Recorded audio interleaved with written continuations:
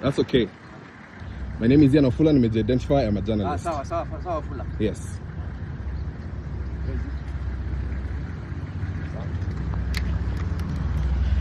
So we're outside the KWS park,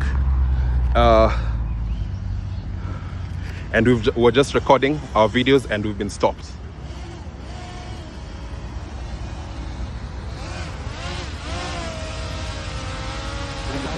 Itavunjika. Please fully. No, don't touch it. Don't touch it. Don't touch it. We want. Let him finish everything. See, nobody all the time. It was up there. Okay. It's now down. Let him take his equipment, please. Sawa. Kindly take your equipment. I'm switching. Not taking. No. Hakuna kuchukua kitu. Why would you confiscate it? Why? Okay. It's an offense. Sir, what is the offense? What is the offense? Filming in the park. What is the offense? Do you have a permit filming in the park? Yes. Filming in the park, for each film you must have a permit. Where is the permit? Give us the permit. I'll give you the permit, but bring our equipment. You can't go with our equipment. No, headquarters. Very well. Down there. Oh, yes. Hello. Tofuata. We are dealing with illegal. Just when you think things in Kenya's government can't go any stranger, they somehow do. The latest example, the government plans to build a huge parking lot right in the middle of Nairobi National Park, one of the most famous wildlife parks in the country. It sounds like a joke, but it's real. This is 2026 Kenya, where government mistakes seems to multiply faster than anything else. David Maraga, the former Chief Justice and one of the few people seen as honest in public life, was arrested for speaking up about this. His crime? Caring about nature. In today's Kenya, it seems wanting to protect rhinos and lions instead of making more space for cars can get you arrested. Let's be honest for a minute. Nobody wants to see Nairobi National Park turned into a giant parking lot for a conference center. This park is not just empty land. It's a special place for animals, a favorite spot for tourists, but someone in government thought what this wild area really needs is more concrete and more cars. Officially, the reason is to move an animal orphanage and improve facilities, that is in quotes. But conservatives say the real goal is to make money from parking fees. In Kenya, if there's public land, someone is probably already thinking of how to turn it into private profit. Trees, animals, and even national pride don't pay for luxury cars. So Maraga, together with other activists and concerned citizens, decided to protest. Their message was simple: stop destroying the park. The government's answer? Arrest him.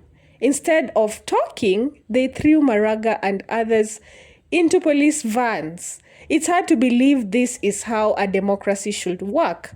It's almost unbelievable.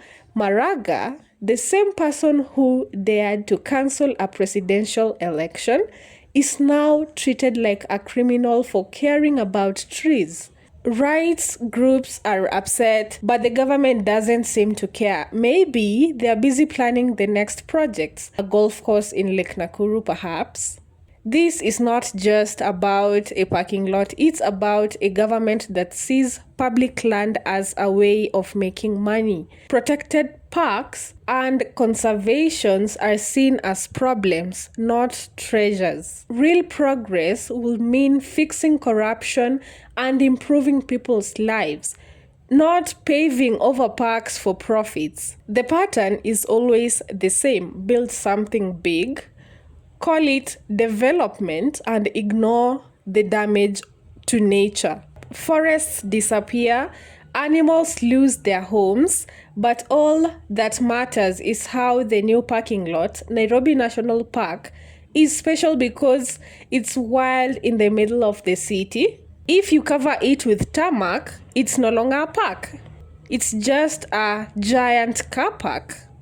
Transparency is just a word. Environmental studies are ignored, public meetings are fake, and anyone who disagrees gets arrested. If the only way to push a project is to use force, maybe the project isn't as good as the government says. The government's priorities are completely mixed up. They spend big money on flashy projects while ordinary Kenyans struggle with joblessness, high prices, and endless scandals. If Nairobi National Park can be lost to parking, what's next? Hotels in Savo? A casino in Masai Mara? You tell me. Maraga's arrest is a message to anyone who cares about environment.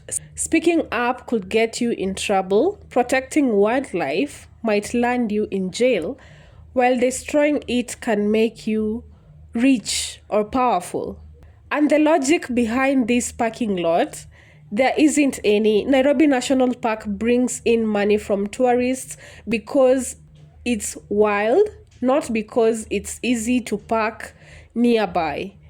Real development means protecting nature, not destroying it, but that's hard to turn into quick money. So here we are. Civil societies and nature lovers keep warning about the dangers of destroying nature and trees and wildlife, but governments reply: more bulldozers, more police. Maraga and other protesters were eventually let go, but the arrest showed how far things have fallen.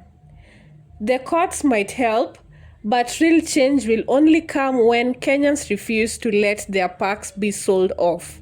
This whole situation shows how broken things are. Destroying nature in the name of progress, ignoring the people's voice, and treating public land like private property. As Nairobi's building up and the park gets smaller, we are not just losing green space, but also the values that make Kenya special. David Maraga has shown courage, of course, and others who took part in that process, while those in charge have shown shame. Kenya deserves better at this point. Some things, like national parks, should never be for sale. The fight for Nairobi National Park isn't over. It's up to all of us to decide whether to start with the bulldozers or stand for something greater.